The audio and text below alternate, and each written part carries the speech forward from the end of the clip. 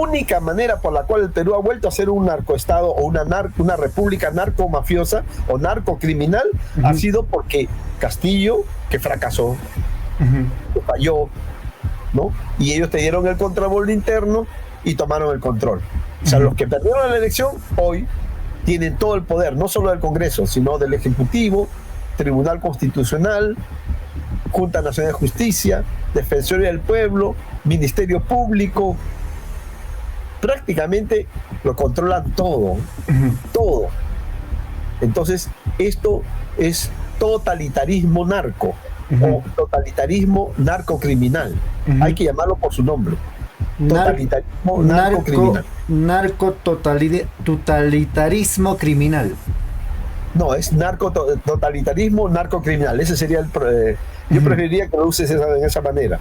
De tal manera de que estamos con un totalitarismo, lo que se llama dictadura. Sí. ¿No? Claro, una dictadura, una narcodictadura parlamentaria. En términos jurídicos sería eso, ¿no? Porque hemos pasado de ser un país que era presidencialista o semipresidencialista a un país parlamentarista en términos constitucionales. Pero ¿quiénes son los que tienen el poder? 4 narcopartidos, más 4 organizaciones criminales, ¿no? Entonces, ¿quién manda en el Perú? En el Perú todavía, a nivel de este parlamento, todavía sigue mandando el narcotráfico. En segundo lugar, el oro ilegal. En tercer lugar, la corrupción, que permea todo. Es decir, la corrupción está en todos. Es como un barniz que está en todos los partidos. Entonces, más claro ni el agua. Esos no son para nada, aunque hablen de marxismo, aunque hablen de nacionalismo, aunque hablen de estatización, no son para nada ya del mundo de izquierda. Esos son criminales, es una organización criminal, punto. Fuerza Popular no es liberal ni neoliberal, nada, es la organización criminal más importante, narcopartido más importante del Perú. APP es el segundo narcopartido más importante del Perú. Podemos, el tercer narcopartido más importante del Perú. Y cuarto es Renovación Popular. Y luego van a aparecer otros como Progresemos. Ahora estoy analizando a Perú Moderno. Ahora estoy analizando a Avanza País, ¿no? Porque veo que hay financiamiento del narcotráfico ahí, que lo voy a ir a dar a conocer prontamente. Amigos, ¿qué tal? Una vez más aquí con un nuevo programa, pero en este caso para reflexionar de lo que pueda pasar en relación al señor José Gerí, que está metido en escándalos. Han dicho, en primer lugar, que hay 3 videos que hemos visto todos, pero resulta que van a aparecer mucho más videos. Pero para comprender mejor desde otro punto de vista de lo que podría pasar en el gobierno de Gerí, que está hoy sostenido por el Congreso mafioso, ¿qué es lo que podría pasar para evitar que sea censurado? Estamos con don Jaime Antesana para poder conversar y sobre todo entender de lo que podríamos, yo qué sé, poder ver, repetir de lo que pasó en el gobierno de Dina Boluarte. Don Jaime, bienvenido, muy buenas noches. Buenas noches, gracias por esta nueva entrevista. ¿Qué es lo que podríamos esperar de lo que pueda pasar en estos días, entendiendo que Gerí está hoy acorralado? Yo creo que desde el momento en que salió el primer video, y luego el segundo, y el tercero, que es un complemento del segundo, ¿no? El primero tenía que ver con el Chifa Gay, que finalmente es el nombre que ha quedado, ¿no? El Chifa Gay, porque el otro era el caramelo, los caramelos chinos, que después incluyó los cuadros, y el tercero es simplemente una ampliación del segundo, ¿no? Yo lo que consideraba era que cuando Alianza para el Progreso dice renuncia inmediata, yo pensé que con esa decisión emitida en un comunicado de Alianza para el Progreso, el pacto narcomafioso iba a alinearse a esa posición. ¿no? Como ocurrió con la vacancia de Boluarte, ¿no? Cuando Porky dice, le baja el dedo a través también de un comunicado, ¿no? Fuerza Popular, que se negaba a aceptar su caída, se alinea e inmediatamente lo hace APP, Podemos, y finalmente en 3 horas, quizás un poco más, y la vacaron. Dejó Palacio. Todo eso fue muy rápido. Sí. Acá tenemos ya una cosa, una crónica ya más larga, ¿no? Y yo creo que ya terminó. Ya terminó con el pronunciamiento de Fuerza Popular, precisamente, ¿no? Quien definitivamente ha dicho de que no se va someter o sumar, ¿no? a un coro desestabilizadores siempre, de caviares o comunistas, y ahora los pseudo moralistas de la derecha. O sea que ella en este momento es el fiel de la balanza. Si ella decía vamos por la censura, se imponía la censura, ¿no? Y APP dejaba su indefinición y Podemos dejaba de ponerse como si nunca hubiera sido parte del pacto, de espaldas, claro, ¿no? Todo hubiera habido un alineamiento, y hoy mismo o mañana se convocaría al pleno extraordinario y estaríamos hablando de la vacancia. ¿Por qué? Porque yo creo que para que Violín Gerí pueda ser censurado, lo cual implica su salida de Palacio de Gobierno, las cosas que ya se saben son suficientes para sacarlo. Claro. ¿Entiendes? Ese señor no merece un instante más estar en Palacio. Cuando dice que ya sabemos qué es, se refiere de que el señor Gerí se reunió con un empresario que no es cualquiera, sino que tiene contrato con el Estado. Claro, tiene varios contratos con el Estado, es un proveedor, es un contratista, ¿no? Y se presume, ¿no? Por un conjunto de datos, de hechos que se han ido engarzando, de que lo que se estaba negociando ahí era un negocio que tiene que ver con la compra de 8.000 cámaras de video, ¿no? Vigilancia para autobuses, servicio público, para ¿no? los buses, ¿no? Del sistema metropolitano y sus ramales, ¿no?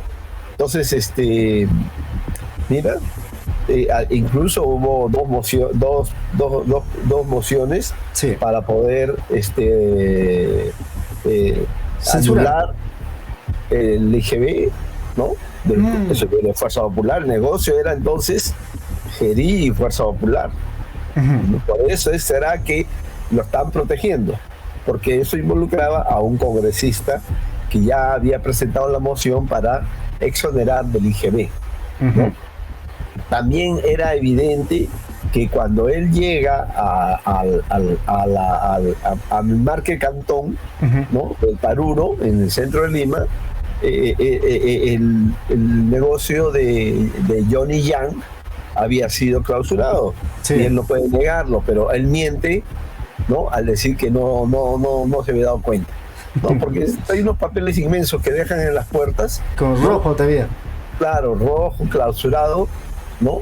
Y además que la llamada, que él dice que no se acuerda, en definitiva sí era para alguien de Indecopy, ¿no?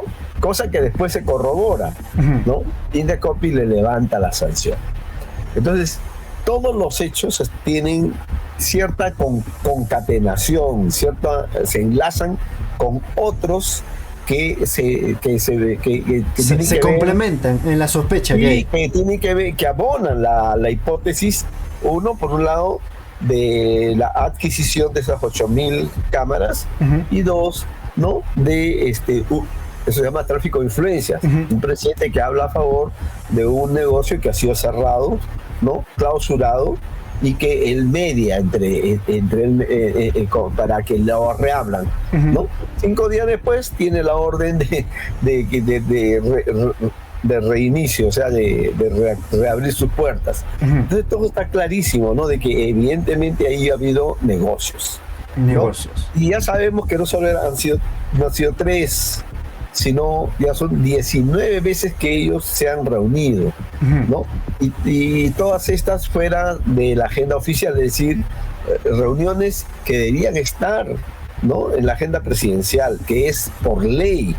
Pero a él poco le importa, siendo abogado, poco le importa, y él cree que lo amical o el hecho de que él pueda decidir a qué chifa ir, puede aprovechar el chifa o puede aprovechar el market cantón para poder hacer sus compras, como si fuera cualquier ciudadano. No lo es, pues. No lo es, y por lo tanto él no entiende que todo lo que ha hecho, aunque ha pedido disculpas, ¿no?, al pueblo peruano, pero lo real es que él hace rato debió irse.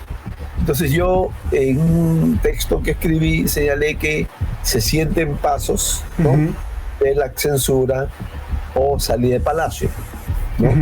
Pero hoy puedo decir de que ya no se sienten pasos, que eso ha sido cerrado, ¿no? Por ahora. Que no, ya creo que no va a ser posible. Así, salvo que haya videos en el que le encuentren con plata en la mesa recibiendo. O sea, mismo el Vladivideo entre Curi y Montesinos. Tendría que ser ya una cosa de esa magnitud, como para que Fuerza Popular entienda de que ya no puede seguir protegiéndolo o blindándolo como lo ha hecho ahora. Entonces eso está cerrado ya. Caso cerrado. Sí, yo creo que ya es caso cerrado ya. Ahora, pero eso tiene costos. Claro. ¿No? ¿Por qué? Porque todos ellos, no solo Fuerza Popular, todos ellos que tomaron, que dijeron que querían la renuncia inmediata a PP, los que dijeron que necesitaban un pleno extraordinario, el porquismo de Renovación Popular, o aquellos que decían no es mi gabinete, Podemos, ¿no? Ese es de Somos Perú, queriendo lanzar la pelota a Somos Perú. Ellos se equivocan. Ellos creen que esto no les va a traer un pasivo, una carga de un político que ya murió en términos ¿cómo te voy a decir? Electorales. Metafóricos. O sea, hay un peso muerto que van a cargar en lo que resta hacia el 12 de abril de la primera vuelta y hacia julio. Es de este año. Este gobierno, que su objetivo era distraer la atención, ha terminado convirtiéndose en un pasivo que ellos van a tener que cargar. Y por lo tanto va a ser mucho más fácil para que todos ellos puedan quedar fuera de carrera. Porque evidentemente Gerí, ¿no?, ya no tiene nada más que hacer. Claro. Dice que va a presentar un plan de seguridad ciudadana, dice que ha reglamentado una ley que les ofrece ciertos beneficios a los transportistas, ¿no? Pero que en la reglamentación de la ley a los transportistas, en la reglamentación que es clave para que ésta se aplique, no está nada sobre el tema del apoyo económico, ¿no? De las pérdidas, y no solo materiales, sino también de los deudos. Entonces, si ves el reglamento, ¿no?, la ley el decreto supremo que reglamenta la ley, se vuelve otro acto demagógico. ¿Entiendes? Entonces, más la caída de la adquisición de las 8.000 cámaras, ¿no? Entonces este señor no tiene nada que mostrar. Lo que va a hacer seguramente en los próximos días es presentar su gran plan de seguridad ciudadana, que definitivamente va a ser papel entintado, es decir, más papeles, no hay nada. Ya con un Gerí herido mortalmente, ¿no? Ya su credibilidad, ya la pose, la fotografía, el TikToker ya no le funciona, ¿no? Porque evidentemente después de todo lo que se ha visto, ya el país sabe con quién estamos tratando, ¿no? Con un hombre que ya venía con antecedentes no solo de la denuncia de violación, sino también de estar metido en coimas, ¿no? Presuntos una especie de lobista. Claro, de cobrar por obras, ¿no? Como los niños, en esa línea, ¿no? Entonces, entonces yo creo que Keiko está sellando con ese comunicado su propia imposibilidad de poder saltar del 7-8% a más allá. En todo caso, su derrota. Por supuesto. Con esto, por lo menos en el caso del fujimorismo keikista, asegura, desde mi punto de vista, para la población, ¿no?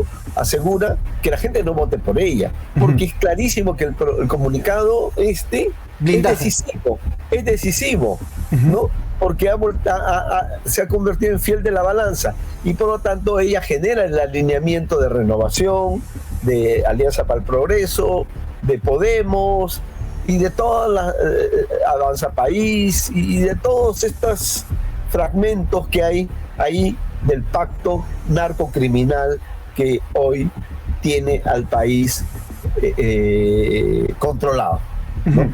Entonces, en definitiva, yo creo que es bien, perfecto, debemos sentirnos tranquilos, porque también va a cargar con la misma pesada, con el pesado sarcófago de Geri, ¿no es cierto? Y de todas sus fechorías, que seguramente irán saliendo, no, eso no quiere decir que no salga, pero ya no va a tener el impacto de poder provocar un momento como este, salvo, como te vuelvo a repetir, que lo vean recibiendo la plata con tanto y sonante y llevándoselo. Entonces ahí sí ya, definitivamente eso sí ya sería la caída total, ¿no? Pero es posible que Gedi haya guardado mucho las formas, ¿no? Como se ven en las bolsas y los cuadros.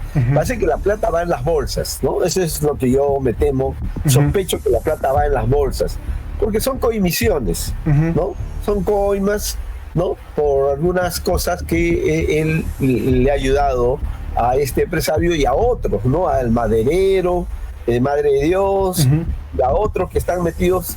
Hay una podemos decir, una cosa nostra china que ha estado rodeando Palacio desde que llegó ahí José Geri como interino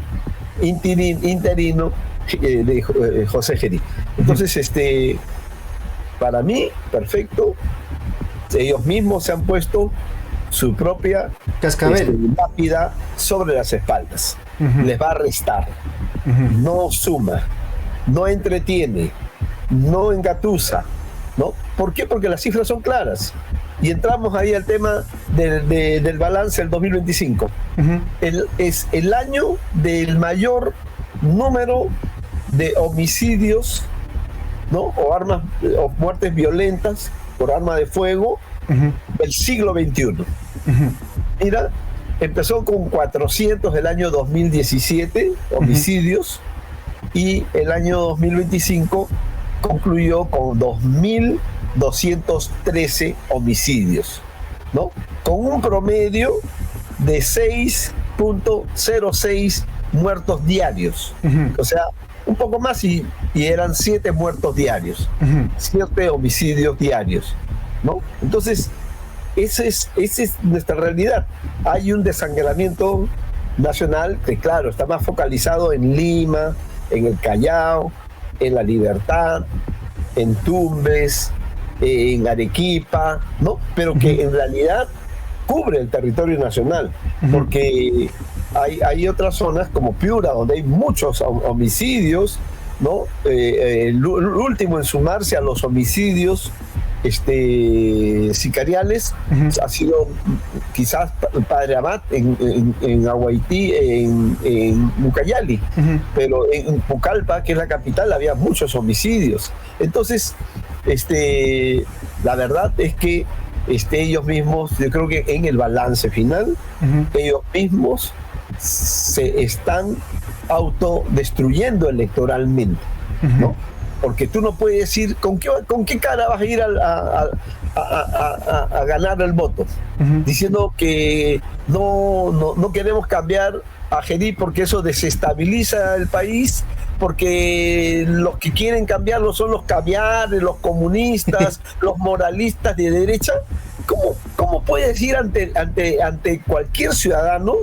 O sea, ese pronunciamiento realmente, por primera vez yo veo que Fuerza Popular, que siempre se caracterizó por buscar sintonizar con el país en ciertos momentos, ¿no? Por ejemplo, en el caso de cuando lo decapitan a Santibáñez, fue Fuerza Popular quien le bajó el dedo.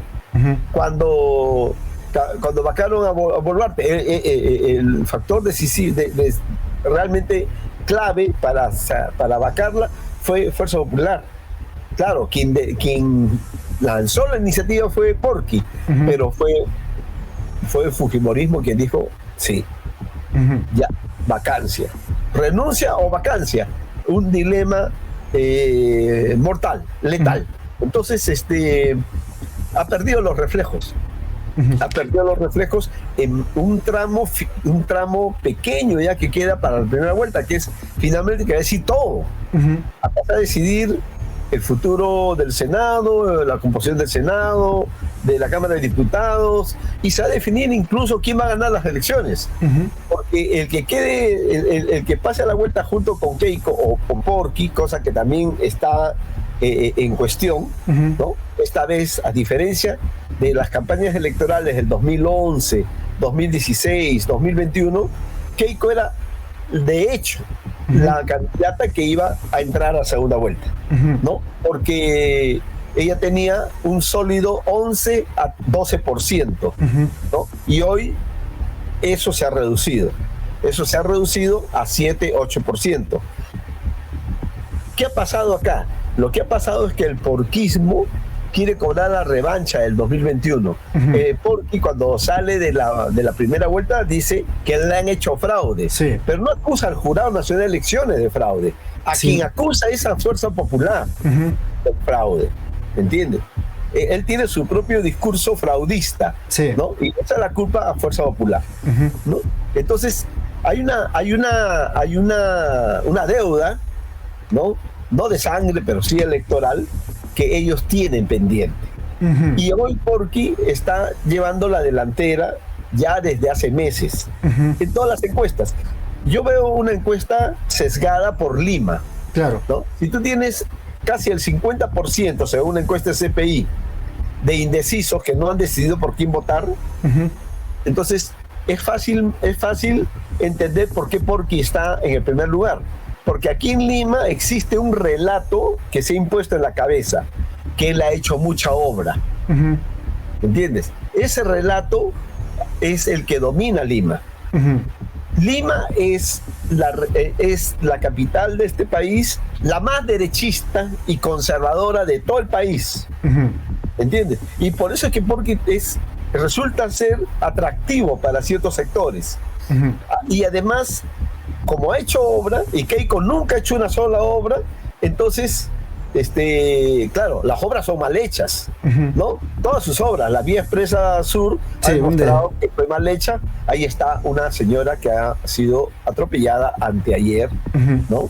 En esa Vía Expresa Sur mal hecha, ¿entiendes? Todo hecho a la diabla, ¿no? Tenemos el tren chatarra que no va a funcionar.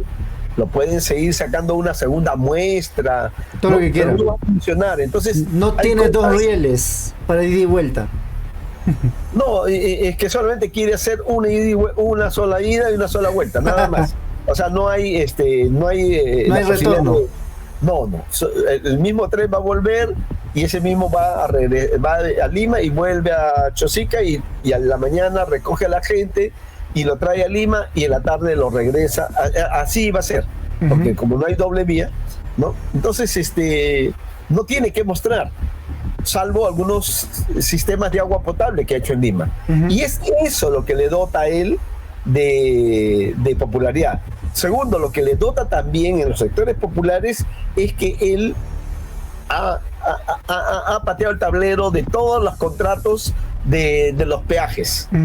Entonces, en ese sentido, ha sintonizado, sobre todo con el norte, ¿no? Con Lima Norte, y por lo tanto por eso es que a él lo ven con buenos ojos.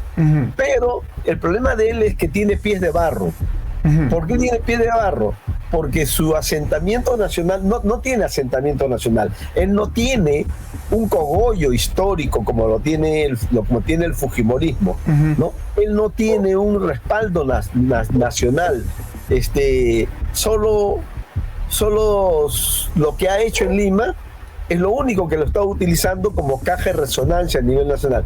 Por lo tanto, sostenerse va a ser muy complicado, ¿no? Cuando el país se entere, por ejemplo, de que él obtuvo el tren y el hotel de Machu Picchu, la concesión, junto con otros socios, lo obtuvo sin pagar 0 soles. ¿Entiendes? Le dieron la concesión, se la regalaron. ¿Entiendes? Entonces, cuando la gente sepa eso con mayor seriedad, porque la gente le va a prestar más atención seguramente en el tramo final de la campaña o se está informando, eso va a ser muy importante. 2, cuando sepan que tiene una investigación por lavado de activos, el escándalo de Panama Papers, ¿no? Él ha lavado dinero y ha escondido su dinero en un paraíso fiscal como Panamá. ¿De dónde salió ese dinero? ¿De dónde salió ese dinero? ¿No? Del ferrocarril, de los trenes, del hotel de Machu Picchu. No, señor, eso no sale de ahí. Cuando la gente se entere que todos los bienes del sodalicio, que fue disuelto por el ex Papa Francisco, y todos los bienes han pasado a su mano como apoderado, allí la gente se va a entender que esos bienes en realidad no eran del sodalicio, no eran de lavado de activos. ¿Entiendes? Hay mucho por descubrir ahí, ¿no? Cuando se enteren de que él terruqueó al sur, cuando él estuvo de acuerdo con las masacres de Huamanga, de Juliaca, de Andahuaylas y las ejecuciones extrajudiciales en Macuzani, en Pichanaki, en Cusco, ¿no? En Arequipa y acá en Lima, la gente se va a desencantar, ¿entiendes? Porque y cuando sepan realmente que su gestión acá en Lima es un desastre, porque ofreció una playa en San Juan de Lurigancho y hoy no hay absolutamente nada. Dijo que iba a convertir a Lima en potencia mundial y no hay nada. Su tren es chatarra, ¿no es cierto? Lo pudo jalar ese día, ¿no? Con un vagón más viejo, con un tren que era ya de la empresa del Ferrocarril Central, que lo habían pintado del mismo color de los trenes, de los vagones traídos de Estados Unidos. Entonces, este señor es Bamba, ¿entiendes? Es un verdadero demagogo, ¿no? Y además, cuando se enteren, y eso es lo que quiero decirte, que para mí él es uno de los sospechosos de estar detrás de la muerte de José Miguel Castro, ¿no? El que ha sido doble testigo clave. El caso de las coimas de Odebrecht y OAS para la revocatoria, para evitar la revocatoria de Susana Villarán y para su reelección, es decir, para la continuación de negocios. Pero también era testigo clave de la investigación del lavado de activos del escándalo de Panama Paper, que es una en la que él ha escondido su plata en offshores. Offshores quiere decir que son empresas que ocultan la plata de gente que lo obtiene de fuentes nada santas. ¿Entiendes? Entonces la gente tiene que saber del personaje. Por el momento lo ve un gordito, porky, ¿no es cierto? Grasoso, adiposo, ¿no? Pero no se dan cuenta todavía del tipo de personaje que tenemos. También fue él el que dijo, que insinuó la posibilidad de matar a Pedro Castillo en las elecciones de 2021, dijo que hay que quebrar a Gorriti, o sea, matarlo, dijo que no le perdona la vida a Ángel Páez por revelar Al periodista de investigación. A ver, tiene 12 millones de soles de deuda tributaria, ¿no?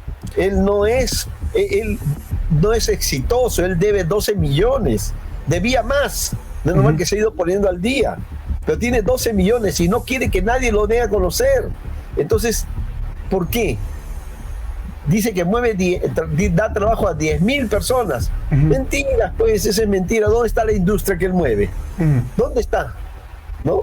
Todas sus empresas, ahí tiene varias empresas que se parecen, tienen un nombre muy similar, lo único que cambia algunos detalles, y con esto siempre ha jugado a confundir, ¿no? Entonces, cuando la gente sepa la verdad de qué representa el porquismo, ¿no? Y lo que representa, ahora vamos a pasar más allá del individuo, vamos a pasar al partido. Para mí, Renovación Popular, ¿no? Ya nos olvidamos de este señor y hablamos de Fuerza Popular. Es el cuarto narcopartido de este país. El primero es Fuerza Popular. El Fuerza Popular es en realidad la representación más importante, ¿no? De los grupos económicos, ¿no? que vienen desde la oligarquía, y que la mayoría de ellos están agrupados en la CONFIEP, ¿no? Pero también ella ha sido la candidata de la narcoburguesía, ¿no? De aquellos narcos que han logrado amasar grandes fortunas en el periodo del narcoestado de su padre, o de la narcodictadura fujimorista. Todos ellos se forjaron toda su riqueza, su patrimonio en ese periodo en el que ellos cobraban por el uso de las pistas de aterrizaje, cobraban por el uso del espacio aéreo, cobraban por el uso de los narcobuques, cobraban por el uso del narcoavión presidencial y de otros aviones de la Fuerza Aérea, cobraban por el uso de la valija diplomática, cobraban, también estaban metidos en contrabando de armas. Iban a enviar 50.000 fusiles jordanos a la FARC cuando era la mayor guerrilla colombiana, y cuando enviaron 10.000 cayó en manos de la inteligencia colombiana. ¿Y qué se descubre? Se descubre que la plata con la que compraron esos 10.000 y en general los 50.000 fusiles jordanos habían sido producto de la venta de un cargamento de droga de uno de los narcos más importantes de Brasil, que había hecho una transacción, ¿no? De una carga de droga, y ese billetón es el que lo usaron para comprar, para comprar los 50.000. Y se cayó ese caso de contrabando de armas cuando enviaron los 10.000 fusiles jordanos en manos de la inteligencia colombiana. Y eso está escrito por el expresidente colombiano, ¿no? Que todo fue producto de un dinero comprado, de un dinero de venta de una carga de droga para comprar los fusiles jordanos. Entonces hay varios delitos ahí, ¿no? Entonces la gente tiene que saber eso para entender la importancia que tiene el narcotráfico, tanto en el fujimorismo como en el porquismo. El porquismo, más que el porquismo, yo lo veo en Renovación Popular como el cuarto narcopartido. ¿Por qué? Porque yo he tenido reuniones para poder afirmar esto, reuniones con ex miembros de la DIRANDRO, cuando la DIRANDRO realmente se dedicaba a combatir al narcotráfico, cuando se dedicaba a tratar de ver a los capos, a los varones de la droga, no a los pichiruchis, no a los cargachos, no a los mochileros, no a los traqueteros, ¿no? Que son parte del lumpen proletario narco, no, sino a los capos y a los varones. Cuando me reúno con ellos, me dicen: Jaime, ¿por qué es que no incluyes a Renovación Popular como un narcopartido? Le digo: es porque no tengo información. Mira, ve, te está hablando la persona que ha investigado al clan dominante de Renovación Popular. ¿Y a qué se dedica? ¿Cuál es su negocio? Le digo, ¿cuál es? Todo el expediente policial era sobre abastecimiento de cocaína al turismo internacional. Ese es el negocio. O sea, no quiere decir que los demás negocios no sean rentables, sino quiero decir que hay un negocio líquido, extra, pero líquido. Mira, la corrupción sale de la plata de todos los peruanos. Sí. Los extorsionadores obtienen de la plata de la amenaza, ¿no? Del escarmiento, ¿no? En cambio, el narcotráfico, la plata viene de un vegetal, que es la hoja de coca, ¿no? Y esa sale de la naturaleza, de la siembra, ¿no? De cosecha, de su procesamiento, ¿no? Es un dinero que no sale del Estado peruano, no sale del erario nacional, como el oro. También es extraído de la naturaleza, ¿no? De las zonas cercanas a los ríos, de las zonas de sierra, ¿no? Donde el Perú tiene muchísimo oro. Entonces, estos dos no vienen del Estado peruano, no son mercancías, ¿no? Que se obtienen del Estado peruano, entran líquido, le dan liquidez a muchos de estos empresarios. Y es por eso de que hay una campaña autosuficiente de renovación popular. Por eso es que es un narcopartido, porque ahí se ha abastecido y se sigue abasteciendo desde los 90 al turismo internacional, cuyo corazón es obviamente el Cusco, ¿no? Entonces, por eso es narcopartido. Entonces, es muy importante que la gente lo sepa y no vea entonces solamente la imagen supuestamente exitosa de alguien, sino que vea realmente quién está detrás de esto, ¿no? Entonces, es de lo más siniestro que hay en este país, ¿no? Además, aprobó todas las leyes a favor del crimen, todas. La Renovación Popular ha reconfigurado la Constitución, lo ha convertido en una Constitución del 2024, como lo dijo López, uno de los mejores constitucionalistas que tenemos, ¿no? O sea, ya no hay la Constitución del 93, esta ha sido totalmente reconfigurada, ¿no? Y es otra Constitución, y es una Constitución que da sentido a lo que yo sostengo, que el Perú hoy es una república narcocriminal, o lo que llamaríamos un narcoestado, ¿entiendes?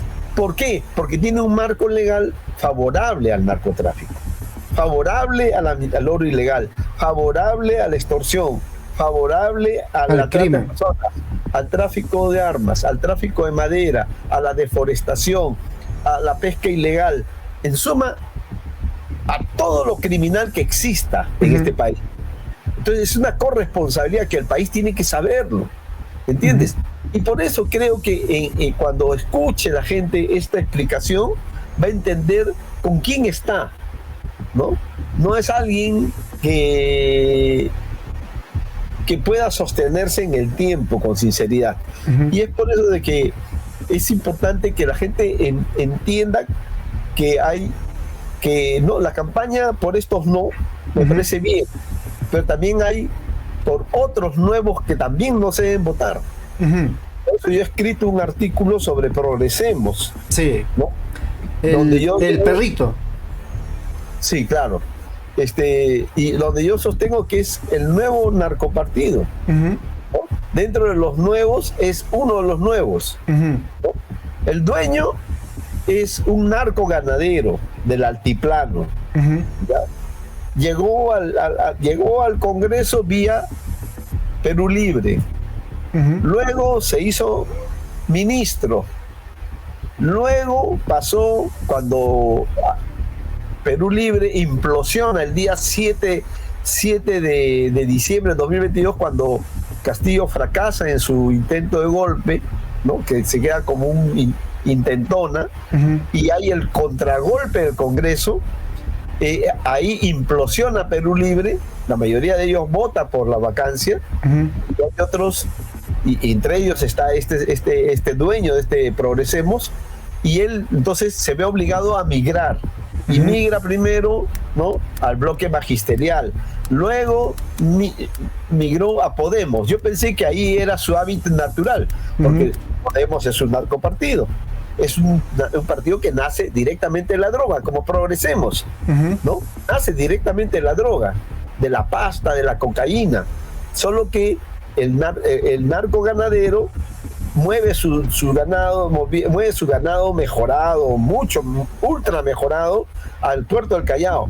Y el otro se movía desde Tocachi, me refiero a los gángsters de la política, que amasaron fortuna y crearon un imperio de universidades y centros de estudios, ¿no?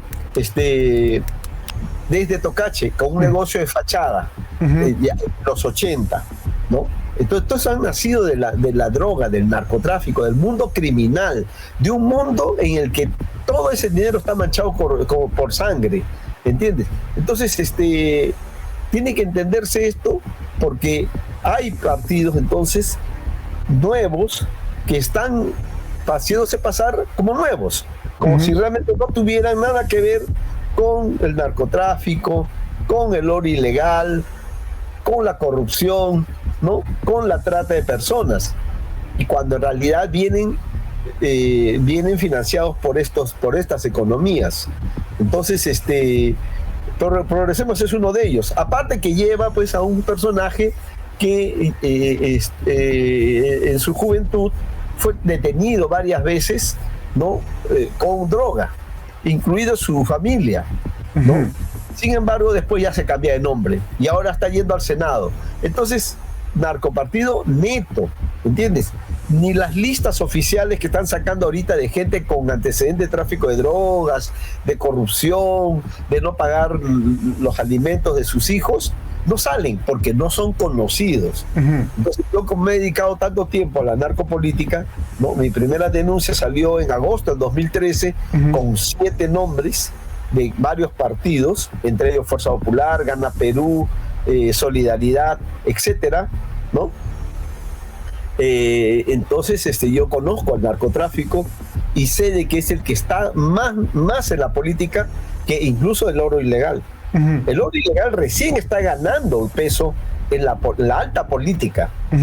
¿Por qué te digo? Vamos a ver cifras. El oro ilegal movía 3.900 millones de dólares, la cifra más conocida, hasta el segundo semestre, hasta el primer semestre del 2023, hace 2 años. Claro. 2 años y meses ya.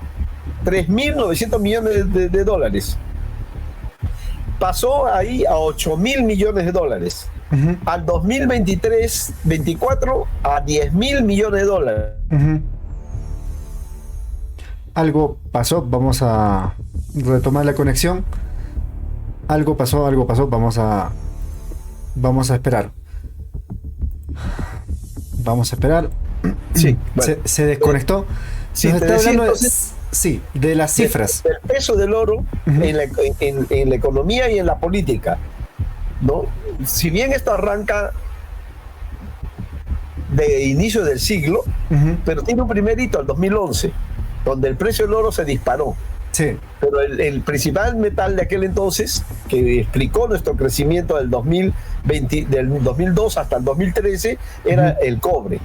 Pero el oro lo es ahora. El oro lo es, pero principalmente del 2023 al 2000 hasta la fecha.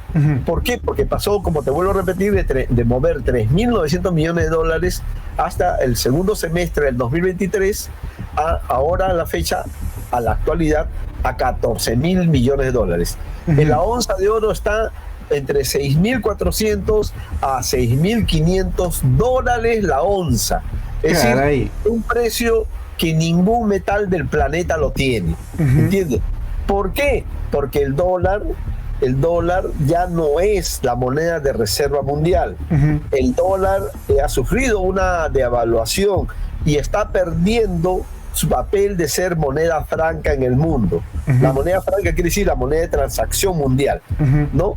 Más el surgimiento de los BRICS, liderado por China, Rusia, India, Brasil y otros países, entonces hay un debilitamiento del oro. En un contexto de incertidumbre planetaria, entonces todo el mundo busca, ha encontrado en el oro la reserva que necesita. El oro no se va a devaluar como el dólar. ¿Entiendes?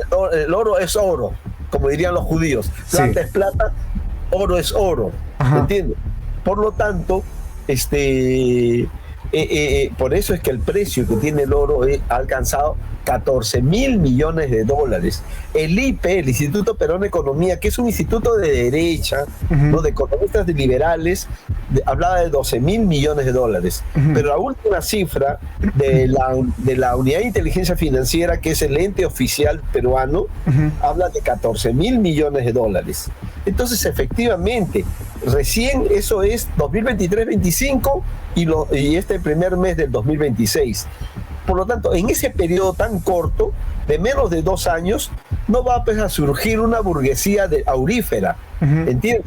Sino más bien lo que ha provocado el boom del oro es que el narcotráfico se meta ahí, a lavar su dinero.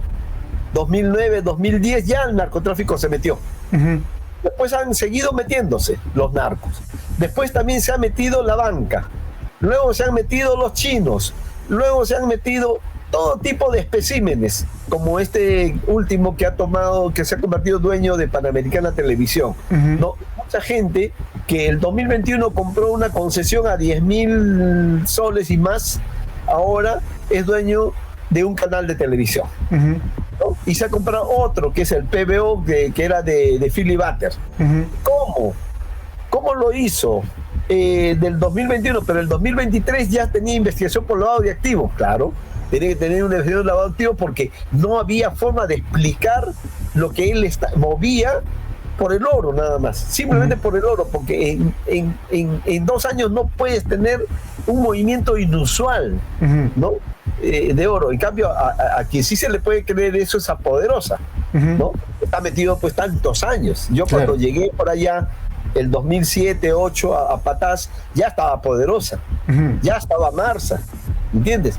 Pero ellos no, este tipo se ha metido recién, el 2021 compra su concesión, no creo que al toque saque oro, no, esto pasó todo un proceso, ¿no? Entonces, para mí hay muy sospechoso su crecimiento vertiginoso, ¿no? Yo creo que mi teoría es que mucha plata del narcotráfico se ha metido al oro. Mucha plata de la banca se ha metido al oro. Todo se ha metido al oro. Todos. Los agroexportadores también se están metiendo al oro. Todos. Mire, cuando el narcotráfico salía en pesca, todo el empresariado se metió a la pesca. ¿Para qué? Para que en la harina de pesca, o en el pescado, o en los mariscos, saquen la droga. Cuando vino el boom de la agroexportación, todos los narcos, gran parte de los narcos, migraron a la exportación, a los arándanos, a las paltas, a los mangos, ¿no? A los bananos, ¿entiendes? Espárragos. Y también espárragos. Entonces, era el boom, hasta ahora sigue siendo el boom, pero mucho más negocio hoy es meter tu plata al oro. Mucha gente del pueblo, mucha gente popular está metiendo su plata en compra y venta de oro. Hay unas ganancias astronómicas que yo estoy conociendo personalmente de personas que se han metido sanamente porque quieren ganar plata, eso es todo. No están metidos en la extracción, ¿no? Están metidos en la compra y venta de oro. Ese es un gran negocio en estos momentos. Entonces, por eso que el oro ilegal es muy importante, va a ser gravitante, y ha salido toda la data de cuántos mineros sin reinfo y con reinfo, que es en realidad un salvoconducto, ese es en realidad es un documento que utilizan para decir que quieren formalizarte, pero simular. En realidad oculta la minería ilegal de maquinaria pesada, de uso intensivo de mercurio, no de explosivos, y obviamente genera grupos armados, genera muertes, ¿no? Genera masacres, genera entierros clandestinos, ¿no? Yo recibí un testimonio de Madre de Dios en la que la gente que metía en la minería mataba a sus trabajadores cuando les pagaba, porque les pagaba en oro. Entonces, ¿qué pasa? Que la persona dijo, bueno, una persona, testimonio que tengo, que lo voy a escribir, ¿no? Vincula a una minera a una minera importante de Madre de Dios,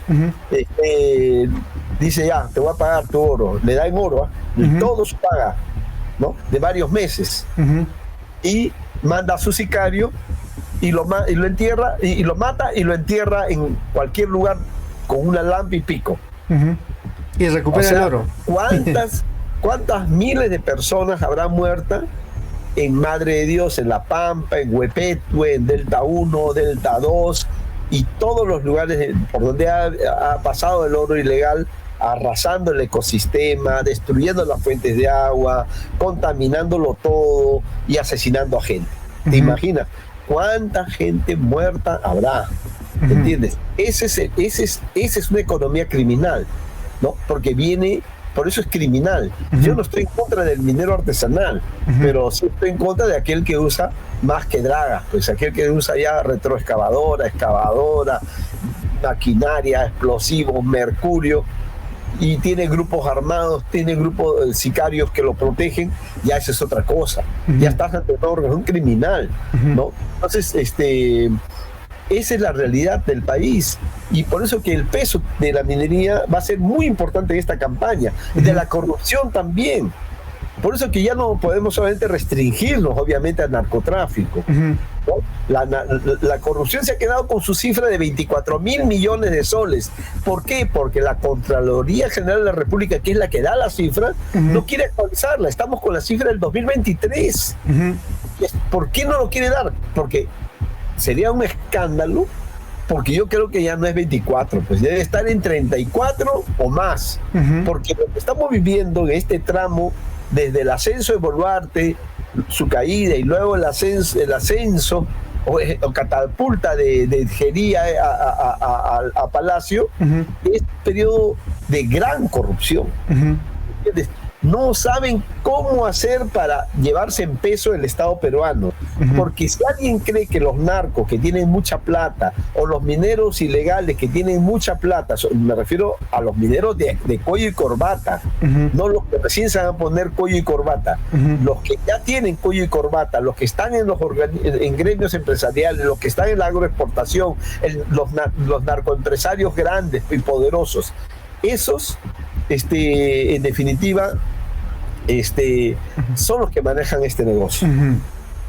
Entonces, quien crea que esto es un tema solamente de los que se movilizan en la avenida Bancay cuando hay marchas para ampliar el reinfo, se equivoca, ¿no? Entonces van a aparecer partidos financiados por minería ilegal, financiados por corrupción o narcotráfico, o por las tres juntas, incluido.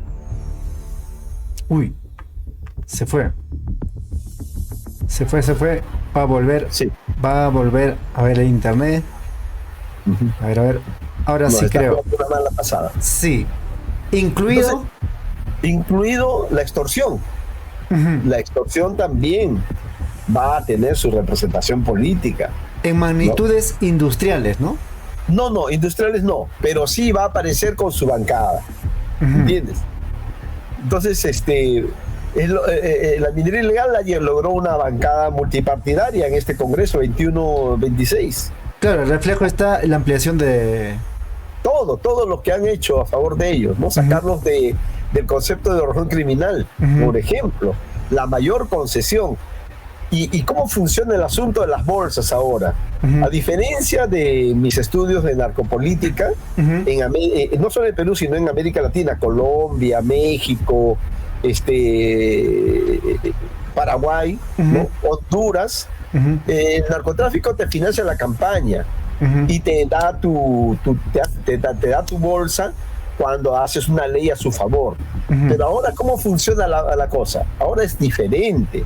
Ahora, por ejemplo, por una ley a favor de la agroexportación, todos los que votan a favor de esa ley, a favor de que no paguen lo que deben pagar, ¿no? Lo que deben tributar, que es la subsidios. ley que les ha beneficiado, todos los que votan reciben su bolsa. Todos. Ya se sabe, a ver, la lista de congresistas que han votado por esta ley, ya, todos reciben su bolsa de los agroexportadores que le arman la bolsa y le entregan cash, como el narcotráfico. ¿Entiendes? el narcotráfico te entrega cash, nunca te entrega por el sistema financiero, porque si no la unidad de inteligencia financiera lo detectaría porque es un sistema, ¿entiendes? Es un sistema que detecta transacciones sospechosas. Claro. Por eso todo se mueve cash. Por eso es que los empresarios que financiaron la campaña de Keiko con 17,6 millones de dólares, todos esos grandes empresarios, ¿no? Incluido el dueño del banco. Claro, el BCP, el grupo, ¿no? El grupo Romero, el grupo Gloria, etcétera, Volcano, etcétera. La minera Volcan, Leche Gloria. Lo hicieron en maletas, como los narcos. ¿Cómo llega la plata cuando aterriza una avioneta a recoger una carga de droga? La plata llega en una maleta. Sigue siendo así.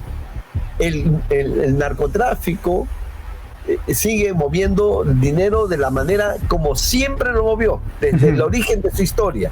Maletas o cash. Entonces, la mayor parte de estos se mueve así, en ese negocio. En cambio, el oro ilegal, al no estar dentro de la organización criminal, al haber cambiado el concepto de organización criminal a 32108, la ley, lo que ha hecho es que la plata del oro inmediatamente, o el oro mismo, se legaliza apenas sale de la zona de producción. Que tú sales de Patás y puedes vender tu oro en tierrita, en gramo, en su forma más rústica, en una agencia que está instalada en Huamachuco, que es lo más cerca que está. Ahí mismo te lo compras, tú vendes tu oro. Pero si quieres venderlo un poquito más a un precio mayor, te vas a Trujillo y ahí hay agencias por doquier que compran oro. Ya había antes, desde el 2009 ya había, en Mazuco, en Puerto Maldonado, pero ahora es lo que más abunda. Y hay por todos lados estas agencias, ¿no? Entonces el oro se legaliza inmediatamente. O sea, se lava, entra al sistema inmediatamente. Esa es la diferencia con la cocaína. Claro. Que no puedes tú incorporar inmediatamente. Tiene que salir fuera y volver traducido. En dinero, en bolsas, en maletas. ¿Entiendes? Esa es la manera que opera el narcotráfico. El oro no, porque el oro lo legalizan inmediatamente. Por eso que todo el mundo está creciendo.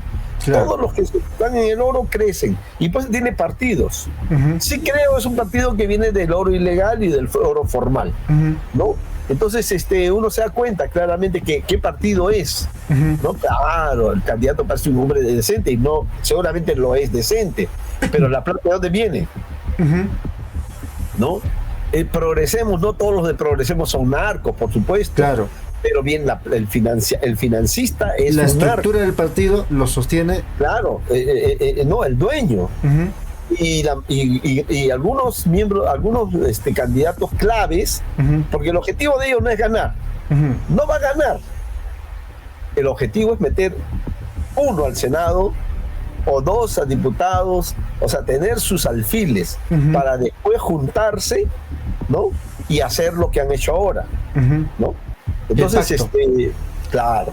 Entonces, por eso es que yo voy a publicar poco a poco, hasta rematar con un cuadro de qué partidos, ya no por estos no, porque ya todo el mundo sabe que Fuerza Popular es un narcopartido, APP también, eso viene desde su origen, ¿no? Uy, otra vez. Podemos también. Podemos.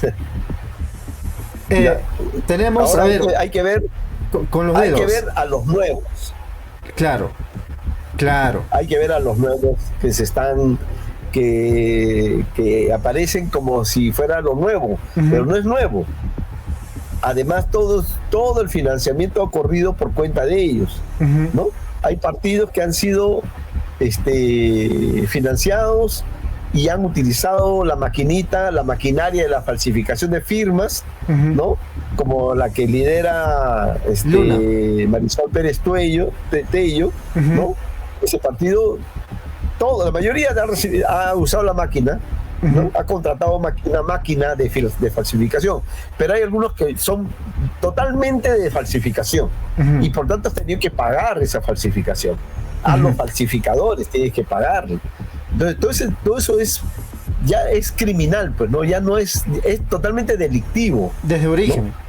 Entonces, en suma, yo veo que la campaña, que ya estamos entrando a una recta muy importante, al final va a terminar con un dilema.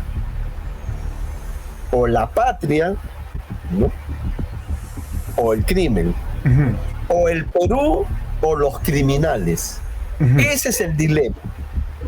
No se trata de caviares, derecha, izquierda, centro. No.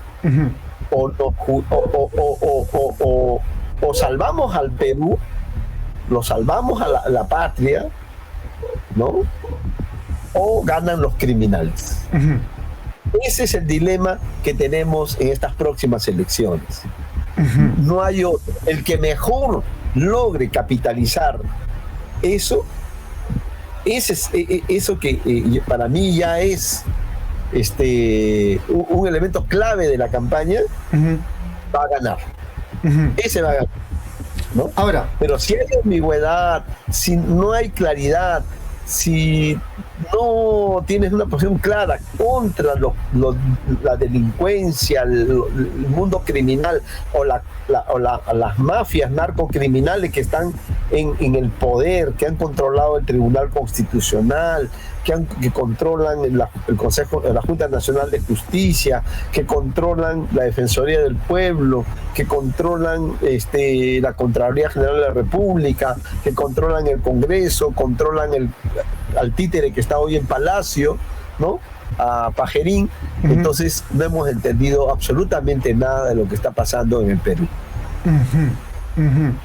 Ahora, de acuerdo a su perspectiva, tal vez a vuelo de pájaro, seguramente otro día lo ampliaremos, ¿a qué personajes o candidatos lo ves como alternativa para enfrentar a lo que hemos visto con certera claridad, que ya conocemos incluso por estos no, pero la alternativa cuál es?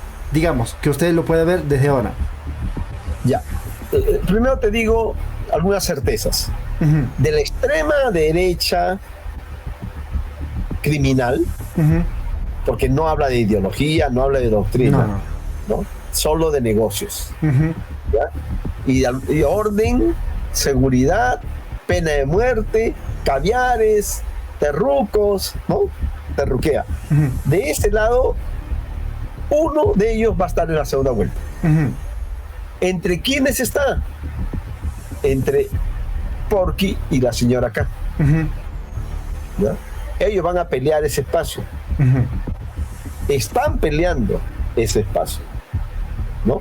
Quien estaba terciando ahí es Álvarez, pero Álvarez ha sido un cómico de cabecera del fujimorismo, ¿no? Que él dice que lo hizo por el bien del país, por luchar contra el terrorismo. Eso no se lo va a creer nadie, pero hay que ser sinceros en estos momentos con el país. Él era el demoledor vía su sátira, vía su comicidad de los personajes que eran incómodos al régimen, incómodos, críticos a la narcodictadura fujimorista, ¿no?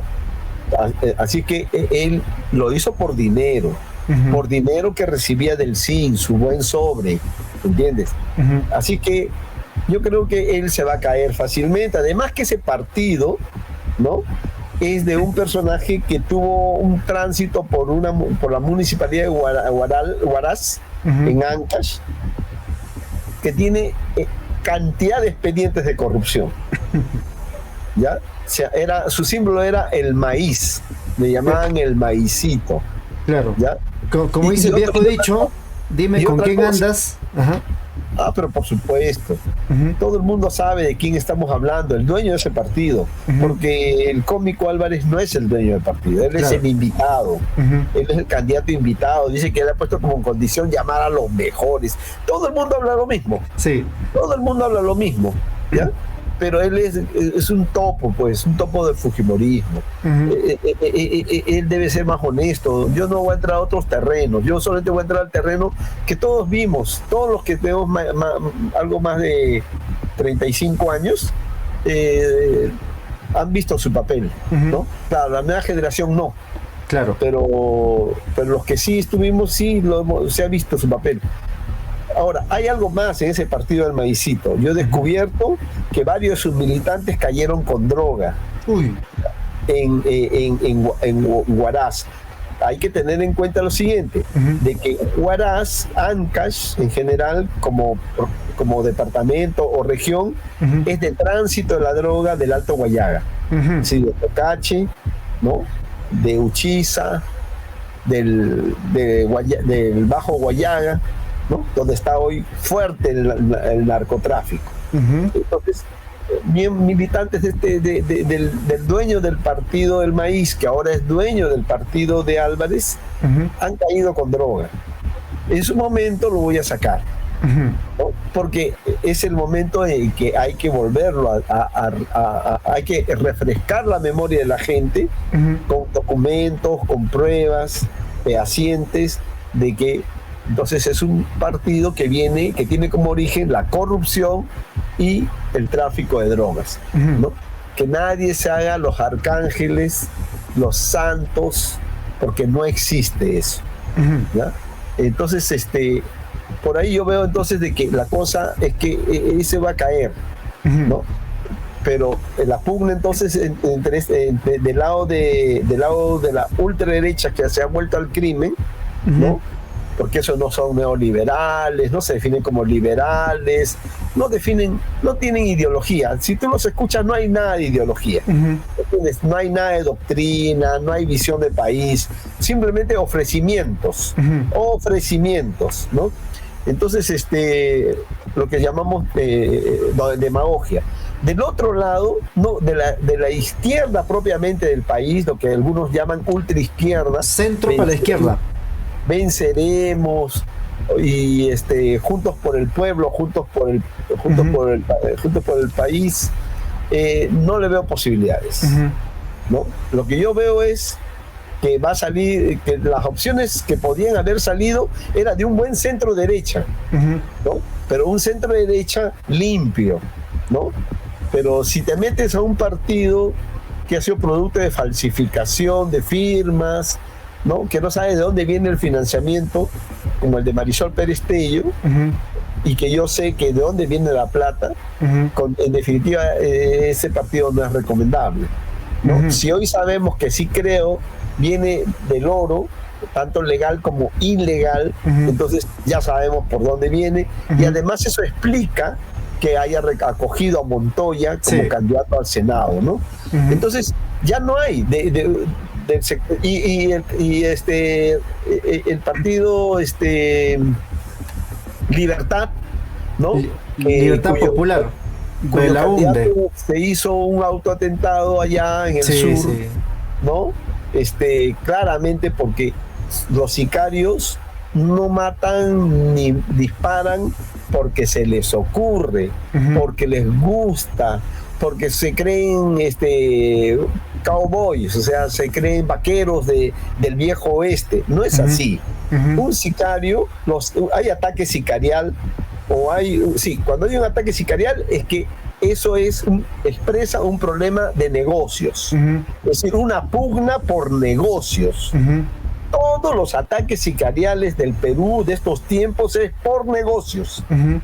Narcotráfico, oro, corrupción, extorsión, trata de personas, madera ilegal, ¿no?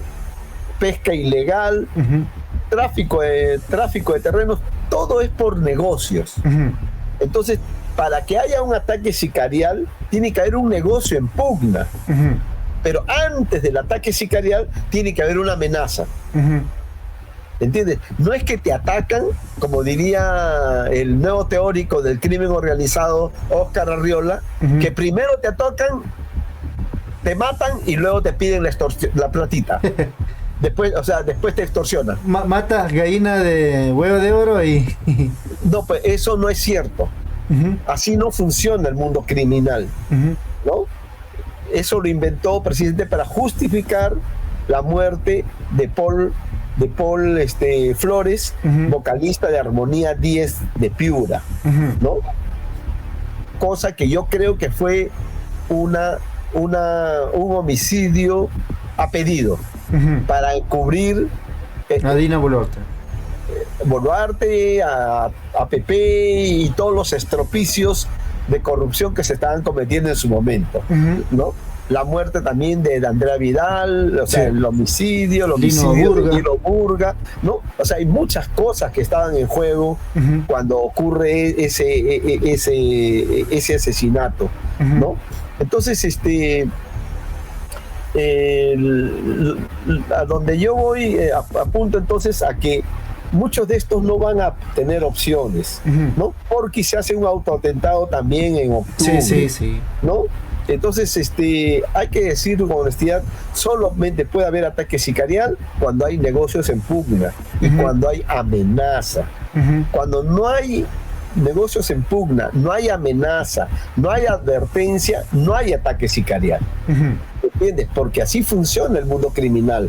Así ha sido la Cosa Nostra, las 5 familias italianas, así ha sido Al Capone, así ha sido todo el mundo criminal del mundo. No es que primero te matan y luego te extorsionan. Mentiras. No es así. ¿Entiendes? Bien, entonces la derecha, el centro derecha está muerto. No existe. No va a salir nada nuevo. De donde viene la cosa, desde mi punto de vista, es del centro izquierda. Y ahí yo veo a varios, ¿no? Veo por un lado a Mario Vizcarra, ¿no? Quien con lo que le está ocurriendo a su hermano, no solo porque está con prisión de condenado, sino porque ha tenido un fallo renal y ha perdido un riñón, y todo lo que han hecho, las 3 inhabilitaciones, etcétera. O sea, lo han martirizado, lo han hecho, le han dado esa capacidad de en 12. Por eso su hermano llegó hasta 8. Sí. Mario se empieza a caer cuando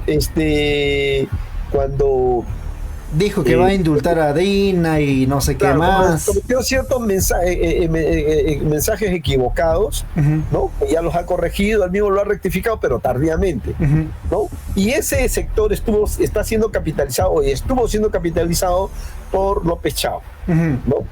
Entonces, yo veo entonces en ese orden que Mario Vizcarra es posible que recupere puntos, que siga creciendo, ¿no? Paulatinamente, López Chao, pero también está creciendo, ¿no? Como una opción, porque la gente está tratando de seleccionar a su candidato que se enfrente a las mafias, se enfrente a la narcocriminalidad expresada en la coalición que legisla y gobierna este país. Y por lo tanto ve a Belmont, ¿no? Ve a Lescano, hasta Popio Olivera puede ser, ¿entiendes? Y más atrás está Atencio, más atrás está Sánchez, ¿no? Roberto Sánchez. Así lo veo el panorama, ¿no?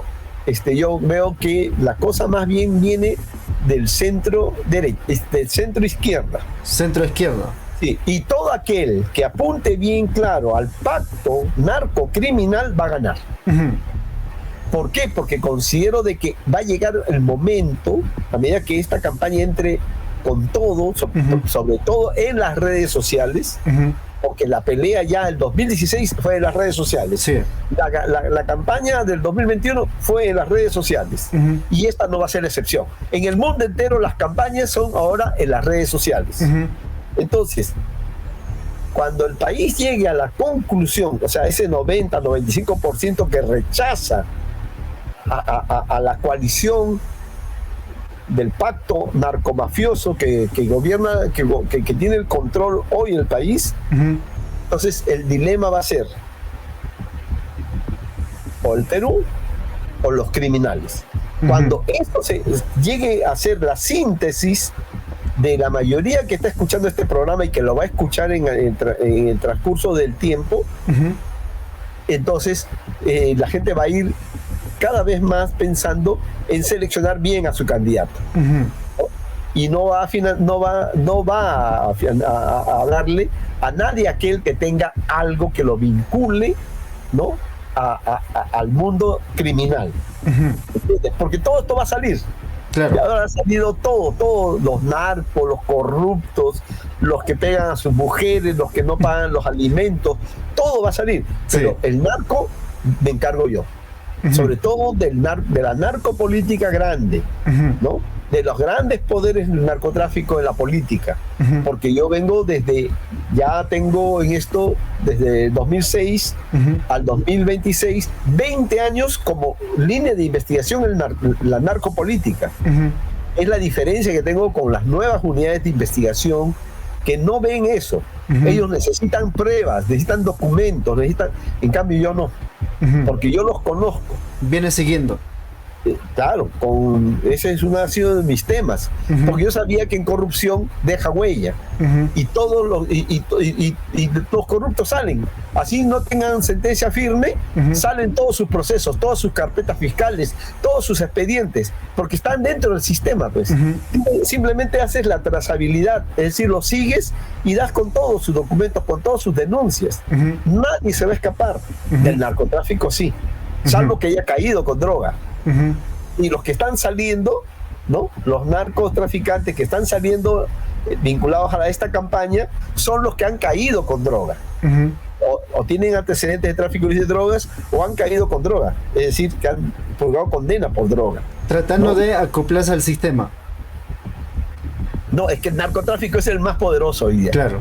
Olvídate, los que caen son chauchilla, pues, son gente que lleva 20, 30, 40 kilos. Porque los que caen, los que llevan toneladas, como Bruce Lee Bermudo, a ese, ¿no?, que ya había sido capturado en Chiriaco, Amazonas, hace poco nomás, el año pasado, antes de fin de año, ¿no? A ese, cuando fue detenido porque tenía pedido de la DEA, tenía el Interpol, era un narco que trabajaba con Sinaloa, ¿no?, y candidateó junto con Oscorima en Ayacucho, fue candidato al distrito de Sibia en el BRAE, ¿no?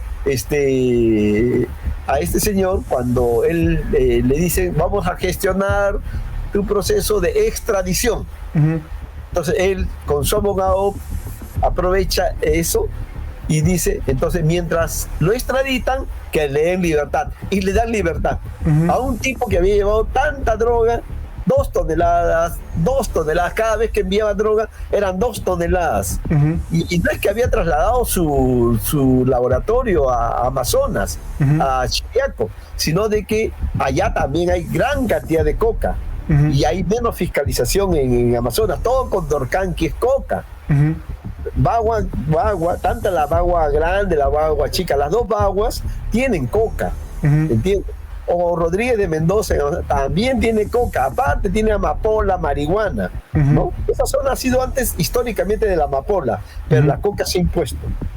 Entonces, por eso estaba en Chiriaco y por eso lo capturaron, a pedido de la idea. Pero acá una juez le da libertad, lo cual demuestra que el Perú es un narcoestado, pues, ¿no? Para que te den libertad ya nadie sabe dónde está. Claro. Ya se fue, pues, del Perú. ¿Qué va a estar acá esperando su extradición? Ni idiota, ¿no es cierto? Entonces, esas cosas, a ese tipo de personajes es a los que hay que seguir en la política, ¿no? Y yo siempre he ido contra los patrones regionales, contra los narcos nacionales, ¿no? Y a los chiquititos siempre no los he considerado mucho, salvo que estén vinculados a un partido, ¿no? Salvo que estén vinculados a un partido, ahí sí los considero. O sea, yo estudio el narcotráfico, pero vinculado a la economía y a la política, ¿no? No a todos, porque no tampoco es necesario. Así como ahora hay que mirar el oro, ¿no? Hay que mirar el oro ilegal, hay que mirar los nuevos ricos que están emergiendo, hay que mirar el financiamiento, del oro, hay que mirar a los mineros metidos en la campaña, ¿no? Los que aparecen con reinfo o sin reinfo, hay que mirarlos, porque han entrado como si fueran pirañitas, han entrado a todos los partidos. Mira la lista, es enorme, ¿no? Yo tengo que escribir sobre eso porque no ha llegado mucho a toda la gente, ¿no? Entonces hay quienes están en el oro, pero hay quienes mueven minería grande, mediana y gran minería. Hay quienes ya son mineros ilegales propiamente dicho, que mueven maquinaria pesada, ¿no? Y hay quienes lavan su dinero en el oro. Entonces hay muchas formas de estar en el oro, ¿entiendes? Entonces hay que ver cómo logran representación, cómo ellos van a aspirar a una representación. Cada economía criminal va a aspirar a tener sus propios representantes. Y si no tiene sus propios representantes, los compra cuando ya sean elegidos. Porque las bolsas de dinero, las bolsas son enormes, no son pequeñas cosas, ¿no? Hay muchos que han pasado de la pobreza, de ser misios profesores, y ahora mueven más de 1 millón, ¿no? En su hoja de vida. Entonces, ¿cómo han hecho eso? ¿Cómo han hecho eso? ¿Cuál es el negocio? ¿Se le ha presentado la Beatita de Humay? No. Lo que pasa es que son las bolsas de dinero del mundo criminal las que están expresándose ahí. Ellos son del negocio, no, pero son congresistas y su voto vale. Claro. Y cuando votan, con una ley que beneficia a ciertos sectores del crimen, sean narcotraficantes, mineros ilegales, corruptos, contrabandistas, ¿no? Tratantes de personas, ellos le hacen su bolsa. Tiene nombre propio. Todos ellos le hacen su bolsa. Entonces, si no logras una representación propia, te la compras en el próximo periodo. Por eso que se va a necesitar es que los que entren sean gente intachable, en lo posible. Trayectoria. ¿No? Claro, pero el poder que va a tener el oro, el narcotráfico, la corrupción, es de tal dimensión que va a poner en cuestión su propia formación moral, sus valores. Porque gente muy, muy inteligente, por ejemplo, Toledo estudió en Stanford, ¿no? Era un niño pobre, lustrabotas de Cabana. Imagínate, y cuánto se llevó, 30 millones. Y yo he escrito un artículo sobre eso, sobre ese periodo, cuando se vinculó con la Cosa Nostra judía, y que cuando iba a caer 2 toneladas de cocaína de un empresario pesquero, ¿no? Que formaba parte de la Cosa Nostra judía, que estaba alrededor del presidente del 2001 hasta el 2006.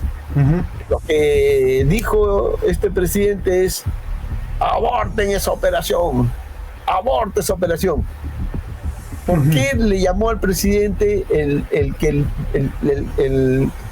ex comandante general de la Policía Nacional de ese periodo? ¿Por qué lo llama al presidente? Porque en su confesión que me da a mí, me dice, es que yo lo vi que era amigo del presidente. Entonces me vi obligado a llamar al presidente para decirle que teníamos ya estábamos a punto de entrar a una embarcación pesquera que pertenecía a ese empresario pesquero, ¿no?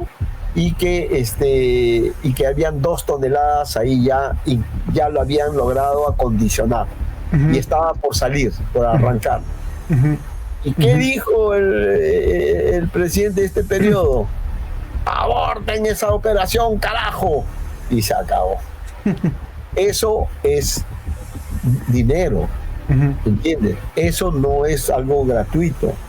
Entonces, el narcotráfico se puede haber caído en narcoestado fujimorista, pero se acomodó con Toledo, después se acomodó con Ollantumala, con García, los narcoindultos, las conmutaciones de pena, luego se acomodó con Humala, que ofrecía cambios, ¿no? Transformar el país. También ahí tuvo como asesor al abogado de los Sánchez Paredes. Era su asesor principal, ¿no? Y fue el gobierno de Humala el que de pronto, como mago, ¿no?, bajó la coca de 62.500 hectáreas a 43.000. O sea, desapareció 20.000. Lo hizo polvo, hizo magia, lo desapareció. Dice que apunta a la erradicación. Si fuera cierto, Colombia pues estaría sin narcotráfico. Pues. Si el narcotráfico se frenara con la erradicación, todo el mundo haría erradicación. Pues no es así, mentiras es. Si tú erradicas de una zona la coca se va a otro más allá, o se traslada a otro lugar, ¿entiendes? Nunca desapareció, nunca desapareció, pero en su gobierno 20 a 22.000 hectáreas se hicieron polvo, se hicieron humo. ¿Eso por qué lo hizo? Porque quiso poner debajo de la alfombra el problema del narcotráfico. Hasta que la Casa Blanca, en el periodo de Joe Biden, ¿no?, da a conocer las mediciones que los Estados Unidos tenían de la coca. Desde el 2016 le enrostra al Estado peruano. Cuando acá hablaban de 43.000 hectáreas, el informe de la Casa Blanca de Estados Unidos decía más de 55.000 hectáreas. Cuando acá todavía hablaban de 56.000 hectáreas, allá decían 88.000 hectáreas. Caray. ¿Entiendes? Hasta que tomaron la decisión de reajustar todo y colocarlo en 95.000 hectáreas. Entonces, esa es la realidad. El gobierno de Humala fue uno de los gobiernos pro-narco. No es narco propiamente, sino pro-narco. Su asesor fue el abogado más importante de uno de los casos emblemáticos hasta ahora, emblemáticos de lavado de activos y narcotráfico del Perú. ¿El caso relacionado a Brujas de Cachiche? No. Es el caso de los Sánchez Paredes. Eso no tiene nada que ver con de una parte del clan Sánchez Paredes, por supuesto. Claro. Ese ha sido abogado, era abogado de los Sánchez Paredes y fue asesor principal de cabecera de Ollanta Humala. El narcotráfico está ahí, ha estado ahí siempre en el poder. Nunca se fue de Palacio. Nunca. Y volvió con Castillo, con el asesor que le puso APP, ¿no?, cuando lo apoyó por un periodo desde el Congreso. ¿Quién es Jaico? Nunca se fue. Carlos Jaico. Bueno, solo sé que es Jaico. Claro. Bueno, entonces el narcotráfico siempre le ha gustado estar alrededor de los presidentes, siempre le ha gustado tener la bendición palaciega. Nunca se fue. Desde el 80, en que Carlos Lambert le financió la campaña a Acción Popular. Perdón, fue Mosca Loca el que financió la campaña de Acción Popular. Y Carlos Lambert, el narco más importante también, ¿no?, de aquel entonces, finales de los 70, inicio de los 80, ¿no?, financió el APRA. ¿Entiendes? Esto es parte de la historia de este país. Entonces mucha gente cree que lo que estamos viviendo hoy es producto del año 2016. Equivocados. Esto es la consumación, la culminación de un largo proceso histórico del crimen organizado en el Perú. Que empezó, obviamente, el crimen organizado antes era considerado narcotráfico, contrabando y trata de blancas, lo que hoy se llama trata de personas. Este era crimen organizado. Corrupción no se consideraba crimen organizado. Ahora sí. Entonces, históricamente ha sido así. Y desde el 80, en que los narcos... Ahora sí, logramos conectarnos. Otra vez. Vamos a esperar un ratito. Vamos a esperar. Desde los años 80, el narco financia campañas presidenciales. y ha estado siempre en la alta política.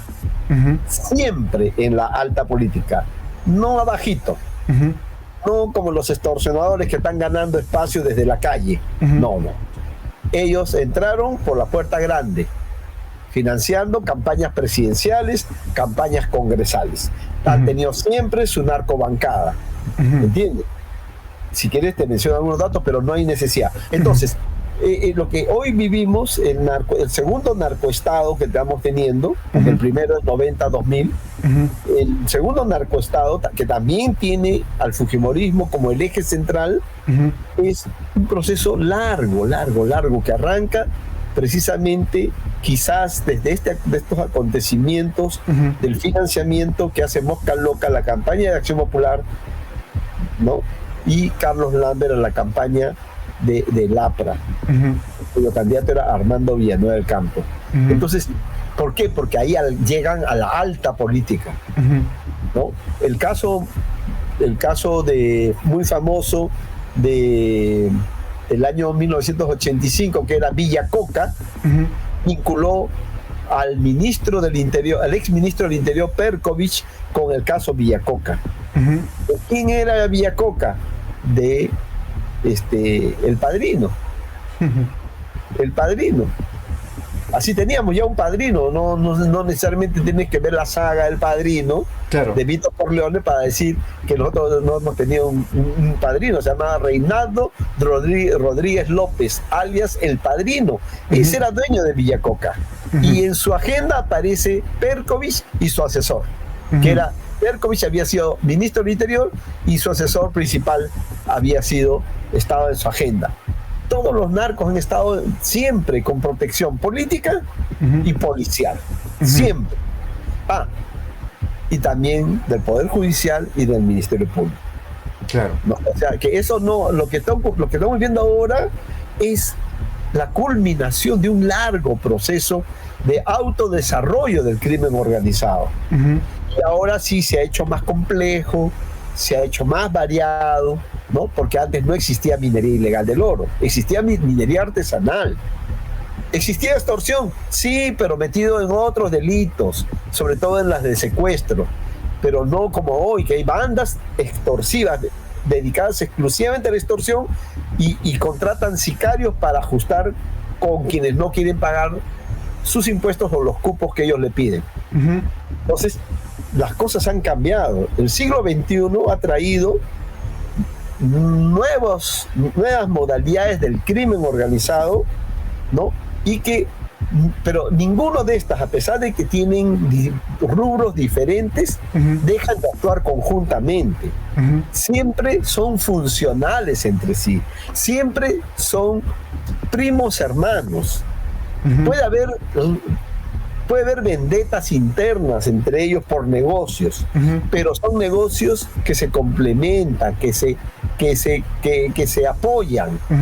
Por ello es que hay asesinato, por eso es que el ataque de ayer en Trujillo, para mí, si bien sí, efectivamente tiene que ver con una extorsión a 2 licorerías, Tabaco y Ron de Trujillo, pero también tiene que ver con que Gerí necesitaba de estos 2 ataques. ¿Entiendes? Entonces hacen ataque furibundo a 2 locales de esta licorería Tabaco y Ron del distrito Víctor Larco en Trujillo, y le dan una dimensión no vista, porque el ataque fue precisamente cuando él todavía estaba en el Congreso. ¿Entiendes? Entonces nadie puede seguir creyendo en este país que hay casualidades. ¿Entiendes? Antes eran los derribamientos de torres de alta tensión, ¿no?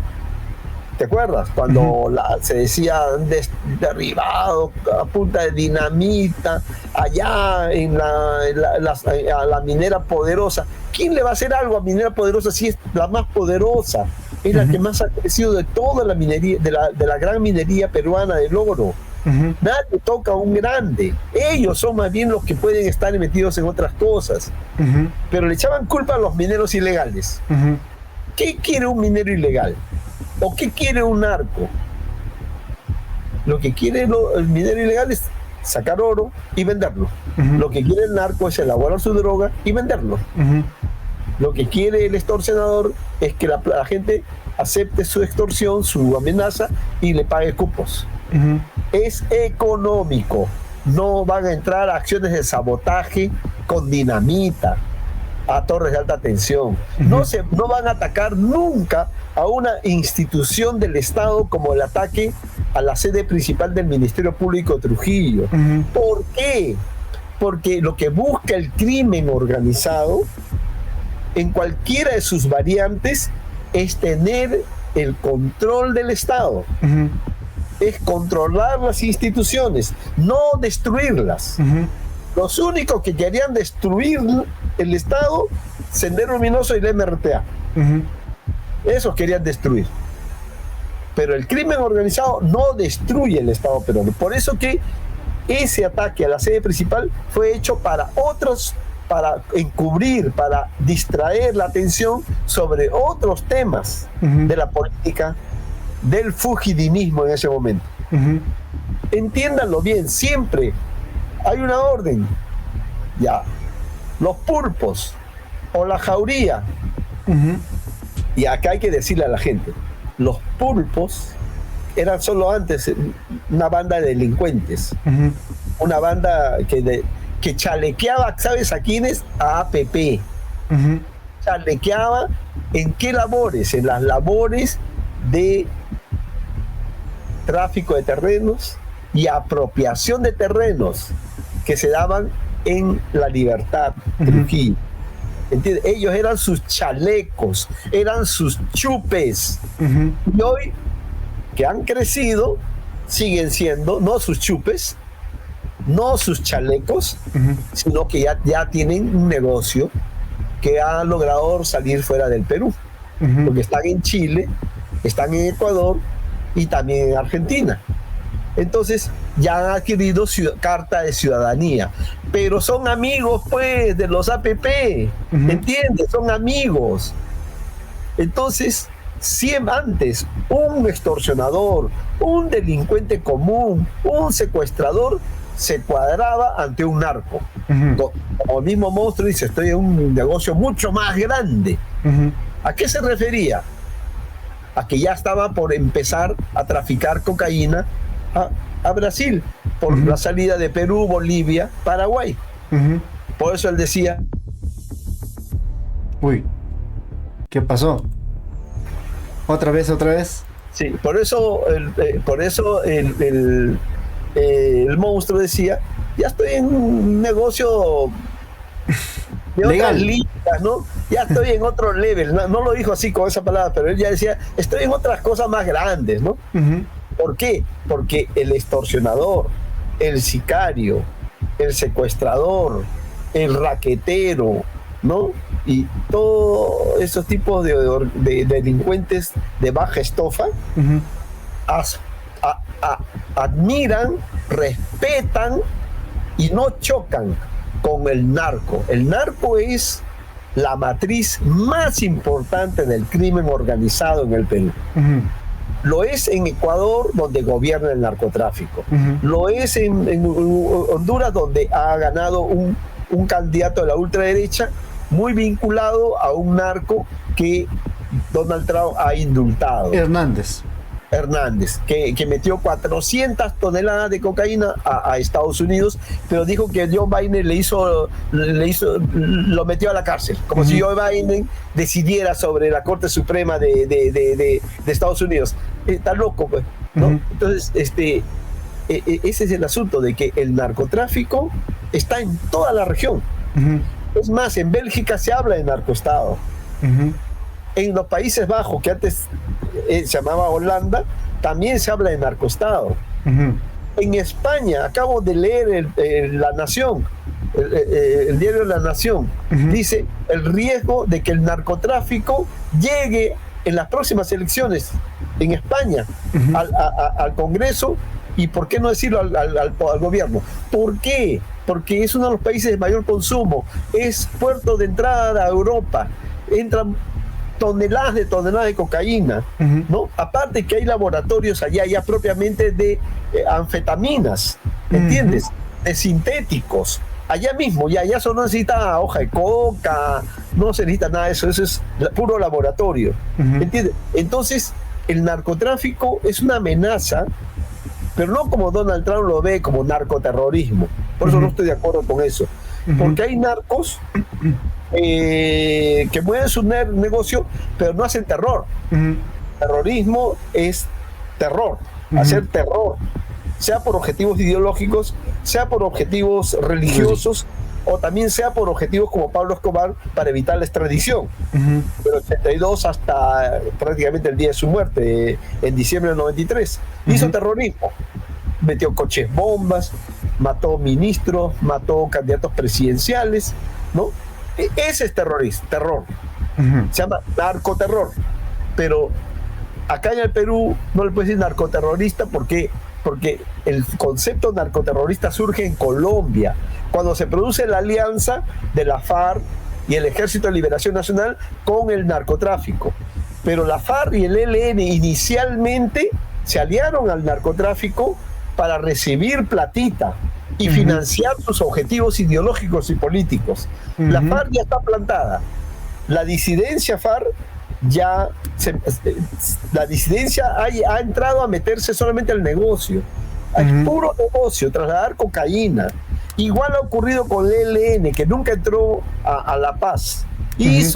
Intentó con Santos, ha intentado también con la propuesta de paz total de Petro en Colombia, de entrar a un proceso de paz. Pero el negocio es tan redondo.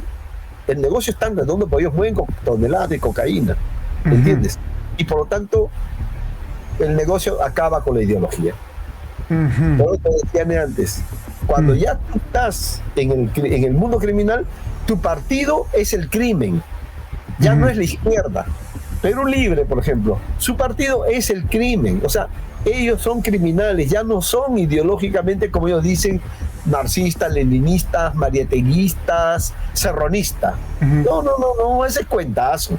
Su partido es el crimen. Su partido es la delincuencia. ¿Entiendes? No hay término medio, Timoteo, que lo entiendan todos los que escuchan este programa. Bueno, claro ejemplo está, digamos, sentarse junto a Fuerza Popular en la mesa directiva, ¿no? Pero por supuesto, ellos son los que decían, yo propongo esa ley. ¿Acaso la elaboraban? Había otra mente que trabajaba los proyectos de ley, ¿no? De los proyectos procrímenes y los lanzaban otros. ¿Para qué? Para tener producción parlamentaria y para ganarse la bolsa de dinero a quien beneficiaba esas leyes. ¿Entiendes? Entonces, más claro ni el agua. Esos no son para nada, aunque hablen de marxismo, aunque hablen de nacionalismo, aunque hablen de estatización, no son para nada ya del mundo de izquierda. Esos son criminales, es una organización criminal, punto. Fuerza Popular no es liberal ni neoliberal, nada, es la organización criminal más importante, narcopartido más importante del Perú. APP es el segundo narcopartido más importante del Perú. Podemos, el tercer narcopartido más importante del Perú. Y cuarto es Renovación Popular. Y luego van a aparecer otros como Progresemos. Ahora estoy analizando a Perú Moderno. Ahora estoy analizando a Avanza País, ¿no? Porque veo que hay financiamiento del narcotráfico ahí, que lo voy a ir a dar a conocer prontamente. Bueno, don Jaime, gracias. Hemos sido, digamos, de largo y esperemos que esto también nos sirva para, digamos, dar balanza en cuanto a los criterios que nos pueda llevar a tomar decisiones el 12 de abril en los siguientes, digamos, días. Sí, claro, va a salir pronto y después haré un mapa nacional, ¿no? de partidos, con la información abierta que hay ya, ¿no? Y con la información que yo manejo, ¿no? Pero en el tema de narcopartidos, en definitiva soy el único que lo va a tratar de esa manera, porque nadie se atreve a hablar de un narcopartido. En el Perú se tiene miedo a hablar de narcotráfico, ¿entiendes? En cambio, oro, todo el mundo se habla del oro, el reinflo, ¿no? Todo el mundo habla de la extorsión, pero a ver qué habla de narcotráfico. Se mueren de miedo, ¿no? Se mueren de miedo. Pero yo he dado la batalla el 2016, el 2021, ¿no? He logrado contribuir mi granito de arena para que el Perú no se convierta en un narcoestado por la vía electoral. La única manera por la cual el Perú ha vuelto a ser un narcoestado o una república narcomafiosa o narcocriminal ha sido porque Castillo dio un golpe que fracasó, que falló, ¿no? Y ellos te dieron el contrabando interno y tomaron el control. O sea, los que perdieron la elección hoy tienen todo el poder, no solo del Congreso, sino del Ejecutivo, Tribunal Constitucional, Junta Nacional de Justicia, Defensoría del Pueblo, Ministerio Público. Prácticamente lo controlan todo, todo. Entonces, esto es totalitarismo narco o totalitarismo narcocriminal. Hay que llamarlo por su nombre. Totalitarismo narcocriminal. Totalitarismo criminal. No, es totalitarismo narcocriminal. Ese sería el... yo preferiría que lo uses de esa manera. De tal manera de que estamos con un totalitarismo, lo que se llama dictadura. Sí. ¿No? Claro, una dictadura, una narcodictadura parlamentaria. En términos jurídicos sería eso, ¿no? Porque hemos pasado de ser un país que era presidencialista o semipresidencialista a un país parlamentarista en términos constitucionales. Pero ¿quiénes son los que tienen el poder? 4 narcopartidos, más 4 organizaciones criminales, ¿no? Entonces, ¿quién manda en el Perú? En el Perú todavía, a nivel de este parlamento, todavía sigue mandando el narcotráfico. En segundo lugar, el oro ilegal. En tercer lugar, la corrupción, que permea todo. Es decir, la corrupción está en todos. Es como un barniz que está en todos los partidos, ¿no? O sea, la corrupción es tan importante porque es estructural, viene desde el inicio de la República. ¿Por qué cree que Bolívar en 1824 propuso una norma que la pena de muerte a los corruptos? Porque vio que los peruanos eran muy corruptos, pues. ¿Entiendes? Eso viene desde del nacimiento de la República, ¿no? Entonces, él dijo pena de muerte para los corruptos, ¿no? Pero porque vio que éramos muy corruptos, ¿no? Demasiado corruptos. Entonces es estructural. Pero hoy, aparte de ser estructural, es un poder que ha evolucionado. Es un poder económico, un poder fáctico. Tiene tanta plata, ¿no? Que puede...